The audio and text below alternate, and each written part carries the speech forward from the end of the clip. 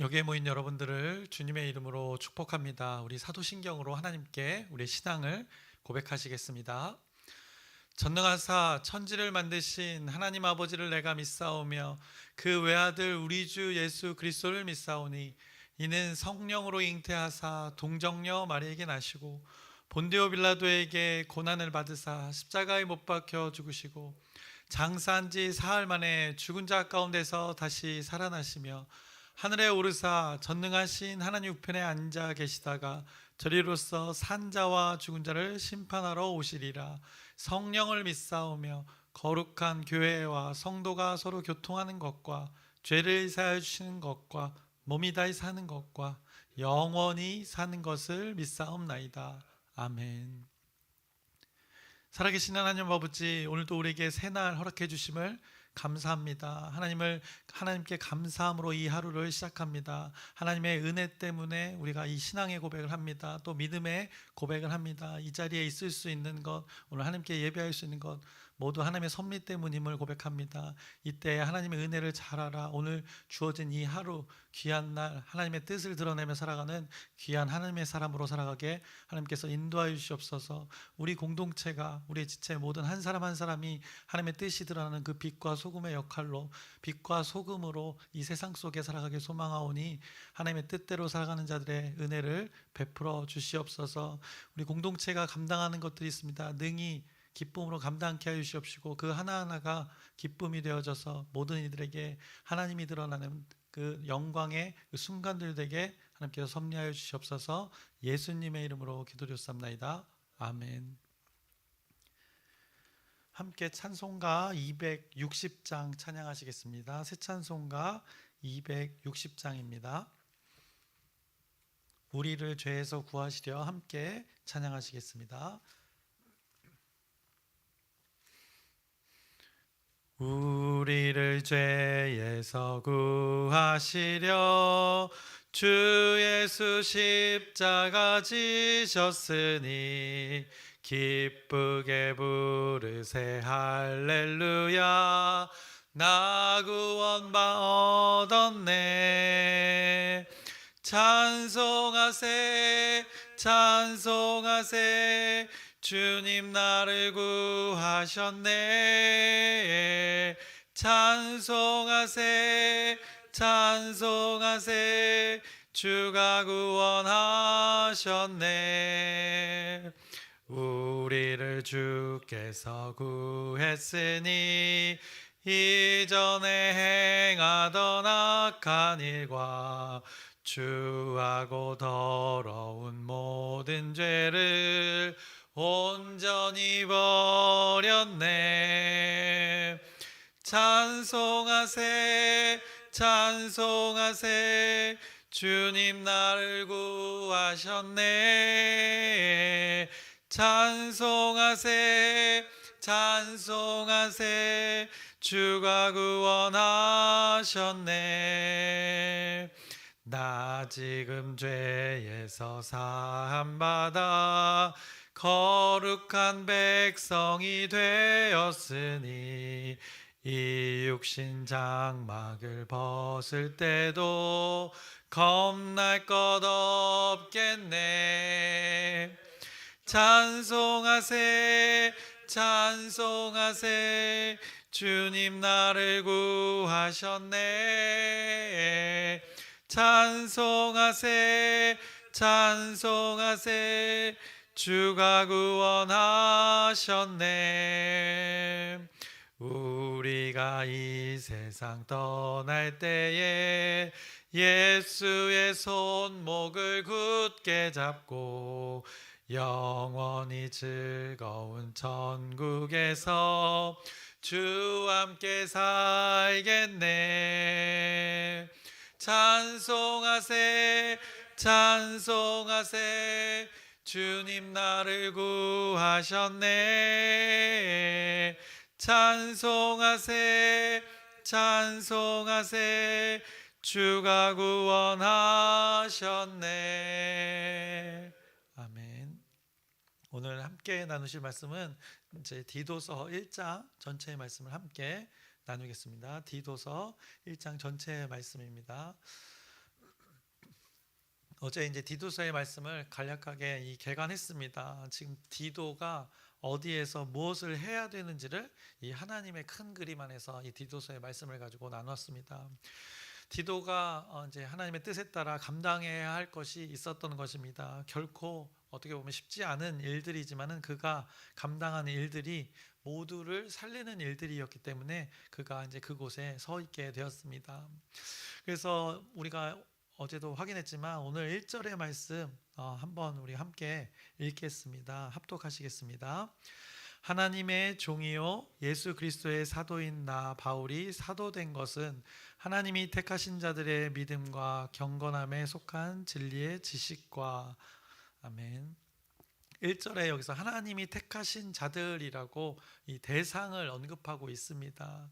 그 대상들을 위해서 지금 디도가 거기서 그 일들을 감당하게 되는 것입니다. 그 대상들의 그 믿음이 그리고 그들의 경건한 삶이 이루어질 수 있도록 그가 거기에 있었던 이유인 것입니다. 그들이 그 진리를 아는 지식이 그들에게 소유되어질 수 있도록 디도가 그곳에서 사명을 감당해야 됐던 것입니다. 이어서 2절에서도 이렇게 말씀합니다. 제가 읽겠습니다. 영생의 소망을 위함이라. 이 영생은 거짓이 없으신 하나님이 영원 전부터 약속하신 것인데 라고 말씀합니다. 또 영생의 그 소망을 위함입니다. 그들이 소망이 무엇이 되는가? 재물, 세상의 가치가 아니라 영생이 되기 위해서 하나님의 감동이 바울에게 주어서 바울이 지금 디도에게 권면해서 그 권면이 디도에게 주어진 것, 디도가 이제 그곳에 서게 되는 것입니다. 그래서 먼저 하나님께서 택하신 자들, 그 대상, 그들에게 영생이라는 것이 소망이 되어질 수 있도록 그 역할을 바울과 디모데가 하고 있었던 것입니다. 여기서 영생 무엇입니까? 요한복음 17장 3절에 분명하게 말씀했습니다. 우리 함께 합독하시겠습니다.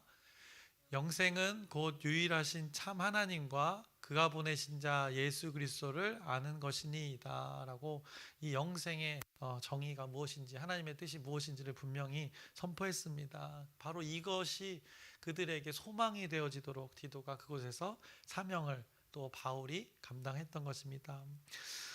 우리가 디도서의 말씀을 마주하면서 우리에게 적용할 건 무엇인가? 그때의 일들이 동일하게 지금 어떻게 보면 21세기에 이 광명에서 이 지역에서 우리 교회 공동체에서 우리 주변에서 일어나야 할 것입니다. 지금 어찌 보면 현재 한국 사회에서 무척이나 가장 관심 많은 것이 무엇이라 생각하십니까?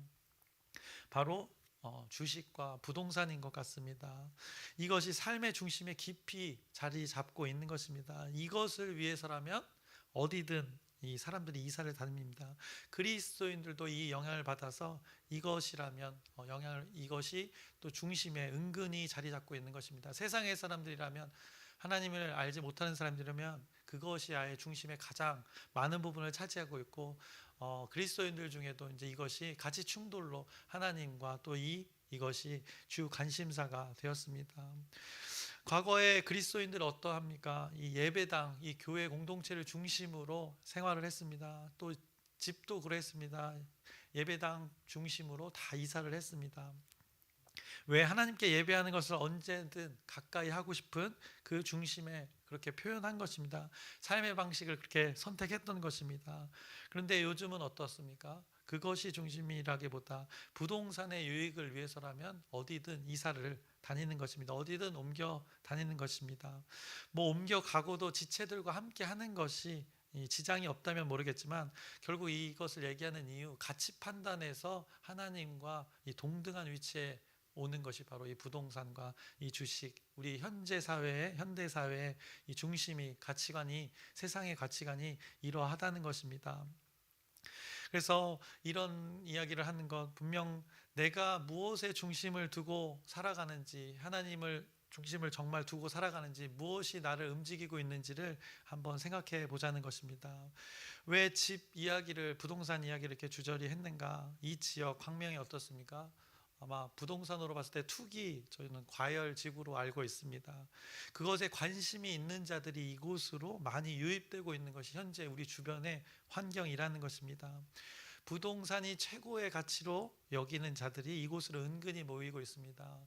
뭐 소위 얘기해서 뭐 갈아탄다고 얘기합니다. 다른 지역에서 뭐 안양에서 광명으로 와서 광명에서 목동으로 가든 서울로 가는 그 과정의 자리에 여기가 있는 것입니다. 뭐 정도의 차이가 있겠지만 분명히 여기에 이사 온 분들 중에는 하나님보다 다른 것이 우선시 된 사람들이 분명히 존재한다는 것입니다. 그런 자들이 나쁘다는 것이 아니라 그 가치관의 중심에 무엇이 있는지를 우리가 살펴보자는 것입니다. 그런 자들에게 우리는 지금 이 자리에 있습니다. 그런 자들이 존재하고 유입되고 있고 우리는 여기에 일찍이 우리 교회 공동체가 여기에 세워진 이유가 있습니다. 그런 자들에게 우리가 무엇의 가치관을 이 자리에서 전해 주어야 하는가, 이 디도서의 말씀을 우리에게 적용하는 것입니다. 우리는 늘 이 자리에서 전하는 것 바로 진리입니다. 예수 그리스도를 전하는 것입니다.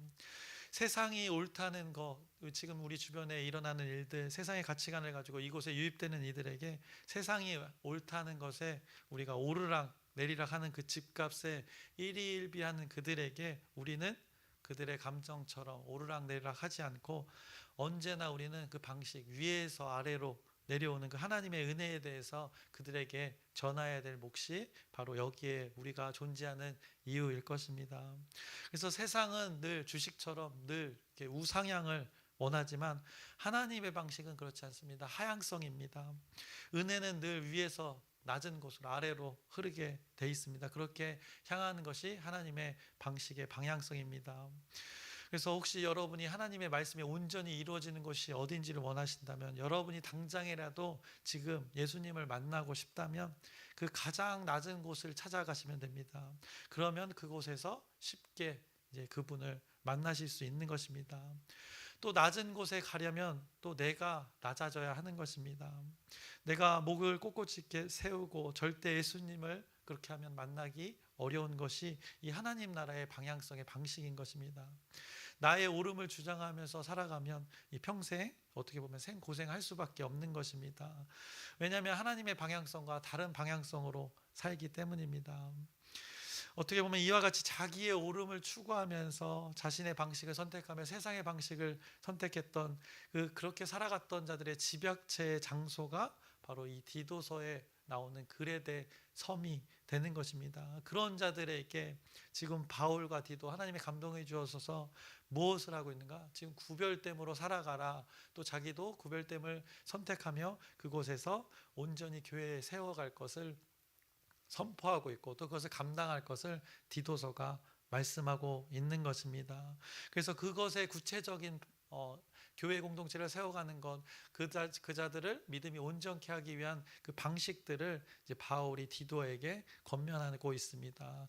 그래서 먼저는 그 교회 공동체를 세워갈 때 온전하게 세워지기 위해서는 먼저 장로의 역할을 할 자를 세우라라고 선포합니다. 그래서 5절의 말씀을 보시면 이렇게 말씀합니다.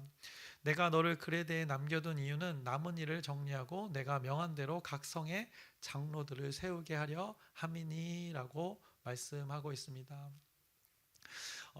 그러면서 6절에 이렇게 말씀합니다. 책망할 것이 없고 한 아내의 남편이며 방탕하는 비난을 받거나 불순종하는 일이 없는 믿는 자녀를 둔 자라야 할지라 라고 그 역할에 대한 그 자격 선포하고 있습니다.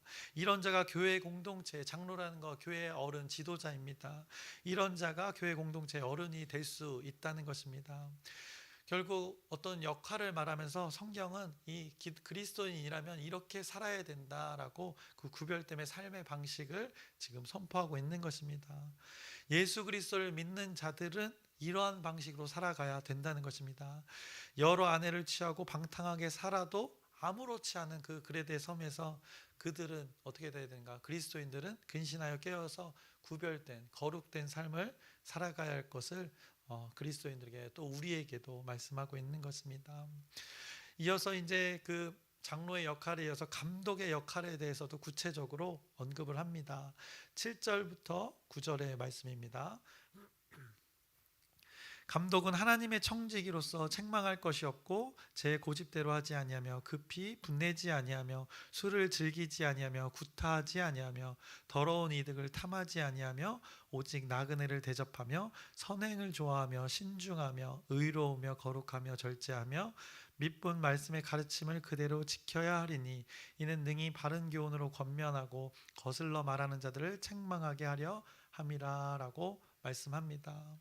이 감독의 역할에 대해서, 감독의 자격에 대해서 언급하고 있습니다. 이것은 단순히 지금 장로에 대해서도 얘기했지만 어떤 직분의 역할을 말하는 것 이상을 성경이 말씀하고 있습니다. 그 그레데 섬에서 그리스도인들로 교회 공동체로 어떤 역할을 구별된 자로 살아가려면 그리스도인들이라면 일해야 함을 선포하고 있는 것입니다. 그래야 그리스도인이라 할 수 있다라고 하나님이 바울의 입을 통해서 선포하고 있는 것입니다. 그런데 그곳에 나는 예수를 믿는다고 하면서, 하나님을 믿는다고 하면서 당시에 그레데 섬의 사람들 어떻게 살아갔는가? 완전 어떻게 보면 난장판도 아니었습니다. 10절입니다. 불순종하고 헛된 말을 하며 속이는 자가 많은 중 할례파 가운데 특히 그러하니, 할례파라는 건 결국 예수를 따른다고 했던 자들인 것입니다. 하나님을 믿는 자고 했던 자들이 이렇게 그레데 섬에서 세상의 사람들과 섞여 구별됨 없이 살아갔다는 것을 말씀하고 있습니다. 할례파, 일단 할례의 그 표식이 믿는 자의 근거이다라고 주장하는 자들입니다. 예수 그리스도를 믿음으로 하나님께 속한 자가 아니라 이 표식을 해야지만 하나님을 믿는 것이다라고 주장했던 자들입니다. 그러니 일단 하나님의 말씀을 온전히 건강하게 받아들인 자들이 아님을 지금 성경이 말씀하고 있습니다. 그러한 자들이 심지어 어떻게 살아가고 있었는가? 순종하지 아니하고라고 전합니다. 말씀에, 그리고 교회 지도자의 건의에 순종하지 않았던 그들의 모습을 지적하고 있는 것입니다. 또 헛된 말을 일삼았던 것입니다. 말을 잘 해야 되는데 그 언어를, 말을 잘못 사용했던 것입니다.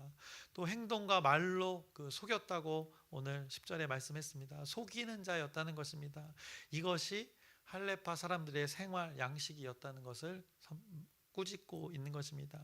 이것이 그리스도인이라 하는 자들의 삶이었다라고 책망하시는 것입니다. 그러니 하나님이 그냥 그들을 둘 수 없었던 것입니다. 이렇게 그래서 강력히 권면하는 것입니다. 11절 앞부분을 보시면 그들의 입을 막을 것이라 라고 선포합니다.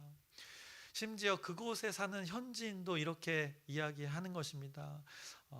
12절의 말씀을 보시면 그레데인 중에 어떤 선지자가 말하되 그레데인들은 항상 거짓말쟁이며 악한 짐승이며 배만 위하는 게으름뱅이라 하니라고, 그들의 어떤 선지자도, 그들의 어떻게 보면 토속신앙의 지도자들도 이렇게 인정했다는 것입니다. 스스로가, 동료들이 그렇게 인정했다는 것입니다. 바울은 그 말에 옳다, 강력히 동의합니다. 13절의 말씀 보시면 13절의 말씀 함께 우리 합독하시겠습니다. 이 증언이 참되도다. 그러므로 내가 그들을 엄히 꾸짖으라. 이는 그들로 하여금 믿음을 온전하게 하고 라고 말씀합니다. 참되도다, 그 말이 참 말이다라고 말하고 있는 것입니다. 그러면서 그런 왜곡된 그리스도인들을 향해서 강력히 바울이 선포합니다. 그것에 대해서는 엄히 꾸짖으라라고 선포합니다. 혼내는 것입니다. 혼이 나야 정신을 차리는 우리들의 존재에 대해서 언급하고 있는 것입니다. 이 혼이 나기 전까지는 우리가 잘 모를 때가 있습니다. 내가 무엇을 잘못하고 있는지 잘 모릅니다. 근데 깨어있는 자를 통해서 하나님은 사용하셔서 깨우쳐 주시는 것입니다. 결국 누군가를 이렇게 혼낸다는 것, 그만큼 애정이 있다는 것입니다. 하나님 그냥 버리셔도 되는데 그들을 붙들고 계시는 것입니다. 혼내지 않는 것, 어쩌면 그만큼 관심이 없다는 그 반증이 될 수 있습니다. 엄히 꾸짖으라, 앞에도 1절에서도 나왔지만 하나님이 그 택한 자들, 그 대상에 대해서 지금 이렇게 온전케 하려는 하나님의 뜻이 엄히 꾸짖으라라고 말씀하시는 것입니다. 왜 꾸짖으라 했는가? 바로 우리가 읽었던 그 13절 후반부에 분명하게 말씀했습니다. 그들로 하여금 믿음을 온전하게 하고라고 합니다. 바울이 호된 호통을 친 이유, 바로 이유가 무엇인가? 믿음을 온전하게 하기 위함이다라고 전하고 있습니다. 이것이 하나님의 뜻이 담긴 하나님의 진정한 마음이 되는 것입니다. 왜 엄히 꾸짖고 있는가? 14절에도 또 말씀하십니다. 유대인의 허탄한 이야기와 진리를 배반하는 사람들의 명령을 따르지 않게 하려 함이라라고, 그들이 헛된 길로, 잘못된 길로 가지 않고 그 길을 따라가지 않게 하려는 하나님의 의도가 담겨져 있다는 것입니다. 진리를 붙들지 않는 사람들의 그 삶의 방식, 그것을 따르지 않게 하려고, 온전하게 그들이 살아가게, 창조의 섭리대로 그들, 태어난 존재들 그렇게 살아가게 하려고 하나님이 부단히 애쓰는 것을 여기에, 그 하나님이 여기에 담겨져 있는 것입니다.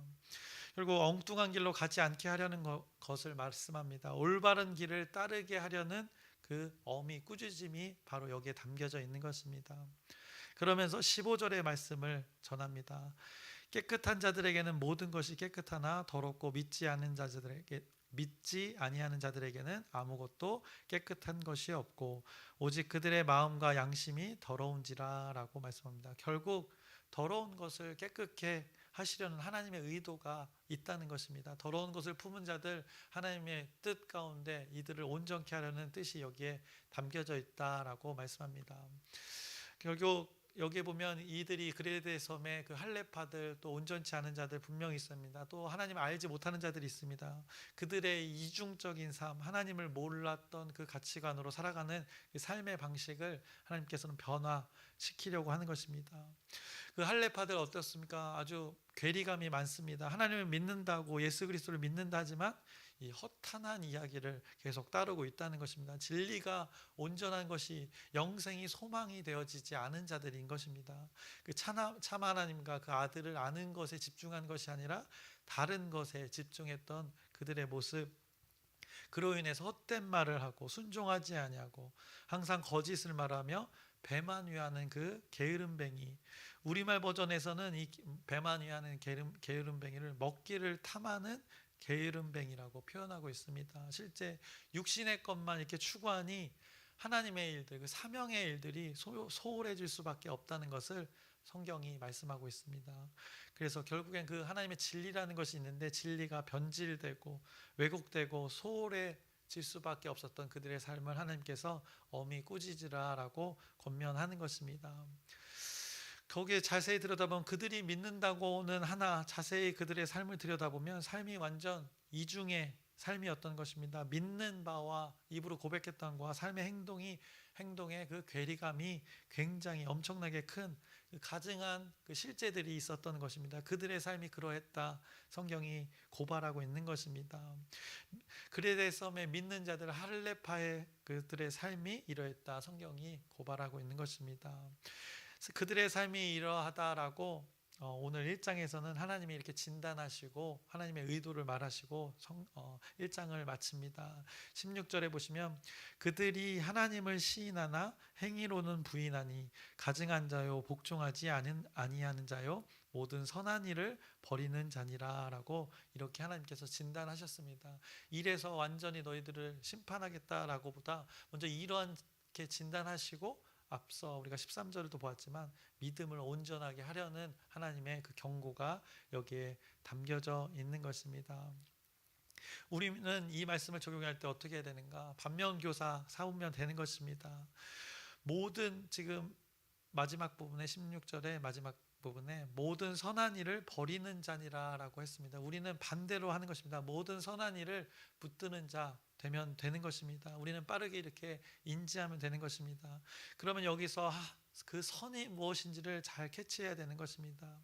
그 하나님의 선이 우리에게 일어나면 우리 하나님이 말씀하신 그 믿음이 온전해지는 일들이 우리 가운데 벌어지게 되는 것입니다. 그것이 삶의 방식 중에 거룩이 될 것이고 또 절제가 되는 것입니다.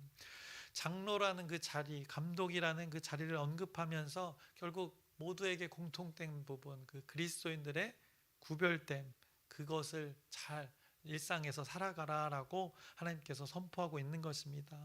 그래서 6절의 말씀을 잠깐 보시면 이렇게 권면했습니다. 그 장로의 자리를 언급하면서 책망할 것이 없는 존재로 우리가 살아가려고 애쓰면 되는 것입니다.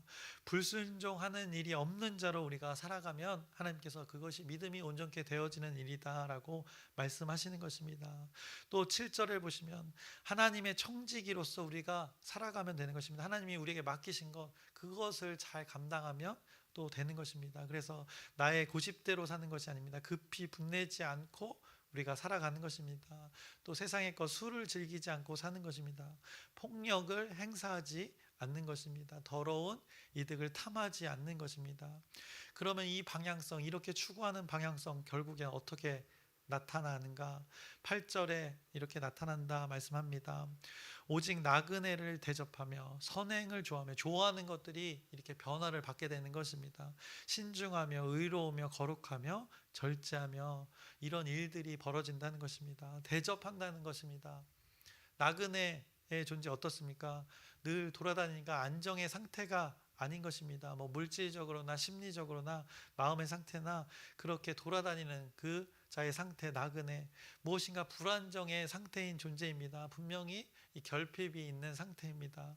그런 자들을 어떻게 하라? 믿는 자들 잘 살펴보고 그런 자들이 있다면 대접하라라고 말씀합니다. 이것이 이 낮은 하향성, 하나님의 그 하향성에 대해서 말씀하고 있는 것입니다. 많이 가진 자를 쫓는 것이 아니라 부족하고 결핍이 있는 자들에게 다가가는 것 바로 이게 하나님의 은혜의 방향성인 것입니다. 또 무엇에 대해 말씀하는가? 무엇을 좋아하라 말씀하는가? 선행을 좋아하라라고 분명하게 하나님께서 선포하십니다. 우리가 좋아해야 할 것 이 부동산이 아니라는 것입니다. 아까도 언급했지만 그것이 주는 유익이 분명히 있습니다. 여러분의 집값이 오르면 저도 같이 기뻐할 수 있습니다. 그런데 그것을 영원한 것처럼 붙들면 이제 오류가 생기고 왜곡되어지고 변질이 될 수 있다는 것입니다. 그것은 언젠가는 썩어 없어진다는 것을 여러분들이 또 저와 여러분들이 잘 아는 것입니다. 그것은 좋아할 대상이 아니라는 것입니다. 무엇을 좋아하라? 선행. 앞서 언급되었던 하나님이 원하시는 그 삶의 방식, 하나님의 그 선이 담겨져 있는 행동, 그것이 선행입니다. 그것을 좋아하라라고 말씀하십니다. 또 신중하라 또 선포했습니다. 자신의 기분에 따라 자신의 처한 환경에 따라 기준 없이 이 무질서하게 판단하지 말라는 것입니다. 왜냐하면 우리에게 주어진 기준이 있다는 것입니다. 하나님이 제시해 주신 그 말씀이 있다는 것입니다. 그 기준으로 우리의 처한 환경 잘 상고해서 우리의 상황들을 잘 진단하고 판단하고 그래서 결정하라라고 말씀하시는 것입니다. 그것이 신중하라의 뜻이 되는 것입니다. 결국 모든 것 우리 가치관 판단할 때 하나님이 주신 그 복음의 가치관으로 너에게 주어진 그 상황을 신중하게 잘 해석하라라고 선포합니다. 그러면 어떤 일들이 벌어지는가? 결국에는 의로워지라라고 하셨지만 의로워진다는 것입니다. 왜냐? 우리는 결국 그 복음을 그 진리를 붙들었기 때문입니다. 복음에는 뭐가 나타나는가? 하나님의 의가 나타나서 믿음에 주어진 선물이 또 구원의 완벽한 그 믿음으로 구원의 역사로 믿음으로 믿음에 이르게 한다고 말씀합니다. 그러니 결국 하나님을 믿는 자는 믿음으로 하나님의 의를 소유한 자는 믿음으로 사는 것, 그 하나님의 말씀이 분명히 있습니다. 그대로 하나님의 약속의 말씀대로 이루어져 가는 것입니다. 그러면 그것이 우리의 그 거룩이 되어진다. 오늘 디도서가 말씀합니다. 그래서 구별됨의 일들, 글에 대해서 무질서하고 무분별한 그곳에서 하나님께서는 그 하나님의 선을 제시해 주시면서 이 구별됨을 살아가라 말씀합니다.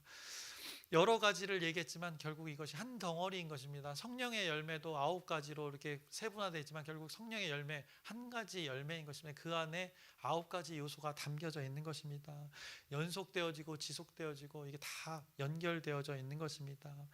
여러분들이 오늘 이 디도서의 말씀대로 오늘 바울의 권면대로 살아가면 이 일들이 우리 가운데 이루어져서 하나님의 뜻이 온전히 우리를 통하여 하나님이 드러나는 일들이 벌어지게 되는 것입니다.